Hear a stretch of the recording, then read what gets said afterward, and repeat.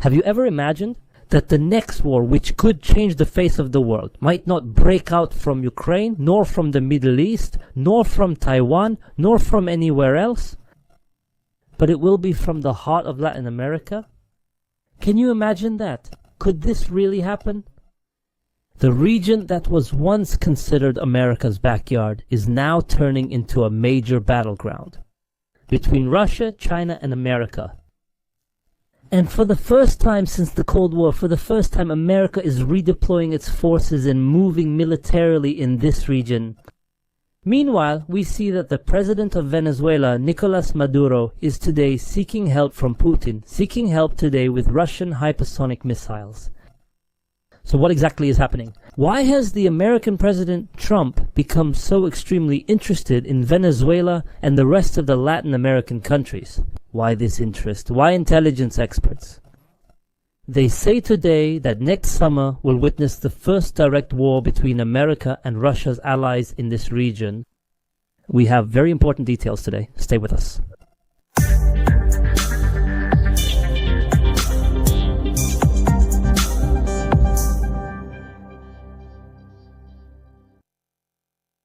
Dear viewers, peace be upon you and God's mercy and blessings, and welcome to today's episode in this ongoing series of Opinion Today, God willing. Dear viewers, we are dedicating this episode to the war that is rapidly approaching today in the Latin America region. The war that all indications suggest is now very close, given the American preparations taking place in the region. But before that, before getting into these details, there is a set of very important facts that everyone needs to know first, so we can understand exactly what is happening in this region. Today, it's very clear that President Trump has become very happy. Why do I say this? Because recently he has achieved victories. He has achieved very important results in this region, the Latin American region today. For example, the latest of these victories was just this week when the Argentine president Javier Milei achieved an important victory in these parliamentary elections that took place in Argentina. A victory that might mean no one was expecting it at all, an unexpected victory, considering that the approval ratings of this Argentine government or this Argentine president are very low. I mean, the popularity of this eccentric president who claims he communicates with God through a dead dog that comes to him in his dreams. The popularity of this president was at rock bottom, and recently there were corruption scandals in his circle. The Argentine president Javier Milei, and there were major failures. The most important of which, for example, was that he promoted an Argentine cryptocurrency. But the value of this currency collapsed dramatically, so the popularity of this president was truly at rock bottom. The situation in Argentina deteriorated even more when this president came to power. But despite that, the party that Javier Milei belongs to, the Liberty Advances Party, got more than 40% of the votes. So the important thing is that this victory, in fact, was not just a victory for Javier Milei, but it was clearly a victory for President Trump. Why? Because Milei is a right-wing politician, a conservative who belongs to a right-wing conservative party and mainly faces off. Today, inside Argentina, he faces the leftists, he faces the old elites, who are called in Argentina the name Peronism or Peronismo. This Peronismo that leans toward the Eastern Bloc, toward Russia, China, and so on. So some people might ask today, if Javier Milei is popular today, how was he able to win these elections? With this number of votes that exceeds 40%. How did this happen? Were the elections recorded or what? The truth is that America, before the election date, about 2 weeks before, made a very big promise to this country. America. She said if he wins, this party is Javier Milei's party in these elections, so America will give Argentina $20 billion. so that the exchange rate of the local Argentine currency, the peso, stabilizes. This currency has been collapsing for the past 5 years, and it keeps collapsing. After the United States dollar was equal to 120 Argentine pesos in 2020. 5 years ago from today, it is now worth more than 1,400 Argentine pesos. Today, the only thing Javier Milei achieved by becoming president of Argentina is succeeding in reducing the inflation rate in Argentina. This rate dropped from 200% to 30%, and this is truly an important achievement. But it's not enough for Argentinians. That's why Trump said he would give Argentina $20 billion to ensure the stability of its local currency. But on one condition. What is this condition? The condition is that this party succeeds. If this ruling party succeeds in these parliamentary elections, that's first. Secondly, Trump also made another promise. The second promise was that he would give Argentina another $20 billion as investments. So pay close attention. We're talking about huge numbers. I mean, for countries like these, for developing countries like these. Argentina's gross domestic product is almost around $600 billion. And Argentina's population is about 45 million people. So when you're talking about $20 billion in investments and another $20 billion to support the local currency, it's really tempting, especially since this country, as I said, has been suffering a lot over the past 5 years. So this American promise is what saved Javier Milei and made him win these elections. But it's a victory that maybe only guarantees Javier Milei's survival. I mean, at the head of power, but it doesn't guarantee a majority in parliament, which means it doesn't guarantee passing decisions in parliament or reform programs and so on. So the parliament is still under the grip of the opposition. The truth is that this region, which until recently was considered America's backyard, is now divided between the right and the left. There is a fierce war in this region. It has become, it means that a group of countries there are moving at a critical time, at a very sensitive time that we are living in today, toward Russia and toward China and so on. So there appeared the current president of Colombia, the president of Chile, the president of Brazil. I mean, very important countries with weight, influential countries, started leaning towards China and announcing their positions. I mean, strongly opposed to America and imperialism, etc. Meanwhile, we also find other countries like El Salvador, Ecuador, Peru, Bolivia, countries that shifted from the left to the right. These are countries that are now with America. For example, tell us about Bolivia. The left there suffered a harsh defeat in the last elections. And this country is known for the Andes Mountains. It's rich in lithium mineral, one of today's most vital rare minerals. It holds the world's largest lithium reserve. We're talking about a very important material today in future industries.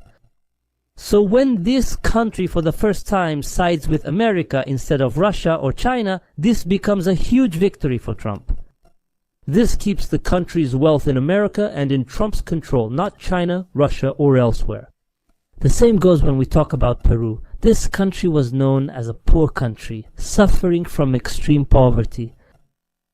Today it has begun to match other countries in the region. Just so everyone knows the size of this country. This country rose significantly, reaching a notable gross domestic product in 2020. About $200 billion annually. Today it achieves $300 billion. So pay close attention. It added $100 billion in less than 5 years. Also, and we talked about Colombia, this country. In 2020 it made about $270 billion. How much does it make now? More than $400 billion.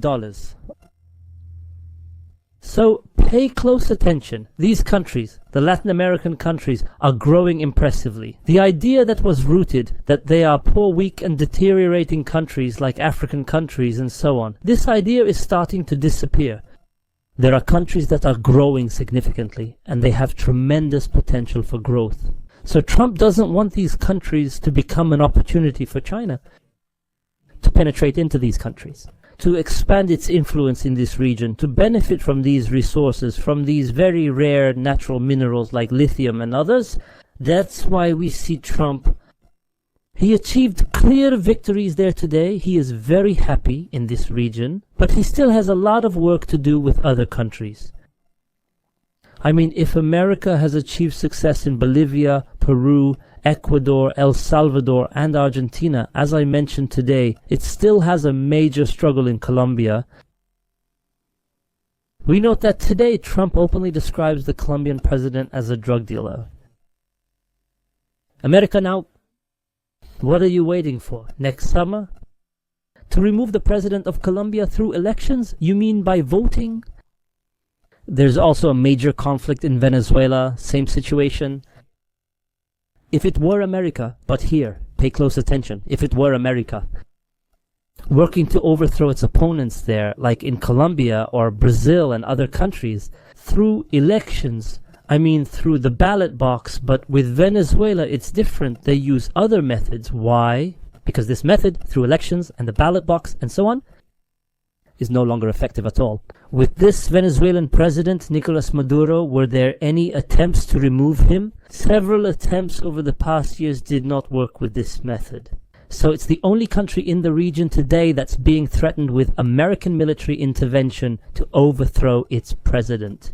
It's Venezuela because America is completely convinced that this threat can only be removed by military force. Today, the world is watching eagerly.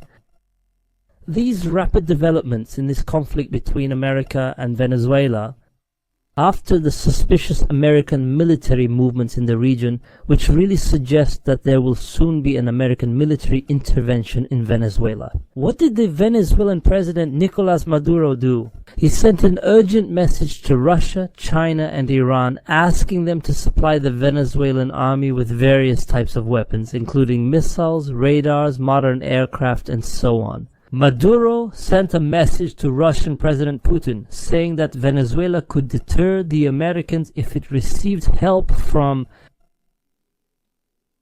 Russia. And today, Russia responded to him officially, meaning through an official statement from the spokesperson of the Russian Foreign Ministry. Zakharova said that she is ready to provide all weapons to Venezuela. What are Russian experts saying today? They said that Russia might send a shipment of Orishnik hypersonic missiles to Venezuela. Is this possible?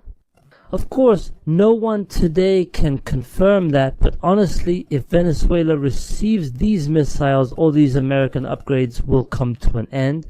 Why? Because then Maduro would have a dangerous deterrent weapon that threatens all American interests in the region, even threatens American territory, like the state of Florida, the state of Atlanta, and even the capital, Washington. So today, America is threatening with these military moves in the region.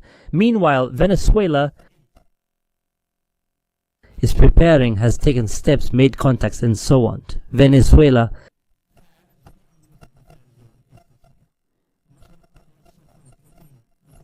subscribe to the channel, subscribe to the channel, pay close attention to this point. It might also be a deterrent point against America. Also, it deployed its special forces and its militias across various Venezuelan regions. Venezuela today relies on a military strategy called decentralization, because all military, supply, and logistical resources and so on are distributed across different regions. This is to ensure greater readiness for guerrilla warfare, to guarantee a steady supply of weapons, military support, and other resources, a sustainable supply. There are strong reports in all the American newspapers saying that the decision to strike Venezuela has already been made. Now, there are senior officials in the American administration who have confirmed that Maduro's days are numbered. But at the same time, we find that Trump came out with a statement denying it. All of this, he said that America will not enter into any war against the Venezuelan army. So pay close attention that America truly wants to assassinate or arrest. What is his role? Because this is the only remaining solution to remove this regime, to eliminate the danger of this Russian, Chinese and Iranian infiltration in this region. Therefore, it wants to control the wealth of this country as well. This country is very rich in oil and a variety of rare natural resources, but it doesn't want to risk the American army. America doesn't want to enter another war, which might be similar to the Iraq war and could possibly become a graveyard for the American army. So what does it want exactly? It wants a military coup to happen there against... What is Maduro doing now? Maybe he's preparing something. That's why it's putting a lot of pressure on the Venezuelan regime, waging a major psychological war on Venezuela with these moves, with these military threats, as if it's going to strike at any moment, as if it's going to strike today. At the same time, it's imposing a blockade on the drug dealers in Venezuela. Who are the drug dealers? There, we find the Venezuelan president himself, Maduro. We find the top generals in the army. So a blockade is being imposed on the top leaders of Venezuela. So, America is now applying military pressure, and at the same time, it's also trying to infiltrate people close to Maduro. They're trying to infiltrate intelligence, the army, the presidency, and the guards. Intelligence-wise, in the end, they want to reach, with all this pressure, they want to eventually reach this scenario. A military coup through which the regime is overthrown and Maduro is either assassinated or arrested, and then a trial similar to the way Saddam Hussein was tried in Iraq. Why this? To serve as a lesson to the rest of the leaders of Latin American countries that what happened to Maduro is the fate of anyone who opposes America, opposes imperialism, and so on. Pay close attention here. America will not intervene militarily unless it achieves this intelligence breakthrough within the president's circle, the army, or elsewhere. When America offers a $50 million reward for information leading to Maduro's arrest, it knows exactly why it's doing that. Why offer this amount? It clearly knows its value. It could tempt the army commander or one of the military or intelligence leaders or someone like that. If America achieves this breakthrough, it will then ensure there is betrayal at the highest level and thus a military victory. Because then it will enter the war as if, it will be, and it will, because it will know very well that it will come out victorious. So Maduro knows this very well. He knows that the war will not start today. America will not risk this war today, but it will definitely start at another time soon. And that's why some people, when they read the news that Maduro is requesting weapons from China, Russia, Iran, or others to confront America, they might ask, is there enough time to request these weapons? If America is today on the shores of Venezuela and about to strike, do you mean today, tomorrow, or later this week based on the discussion? Will there be enough time for these weapons to arrive from Russia, China, or Iran? So what is the role of the one requesting these weapons? Because he is completely convinced that America will not strike now, but it might strike at another time. When it sees that the time is right for that, exactly when it infiltrates one of the devices close to Maduro. So now, Trump has plans that he is implementing gradually. There are leaders of countries he tries to remove through elections, as I explained to you, and there are leaders he tries to remove by military force. The question is whether he will succeed. Will these countries also, like Colombia and Venezuela, become states subordinate to America, or are there obstacles standing in the way of that? Answer us in the comments below this video. Subscribe now and hit the like button.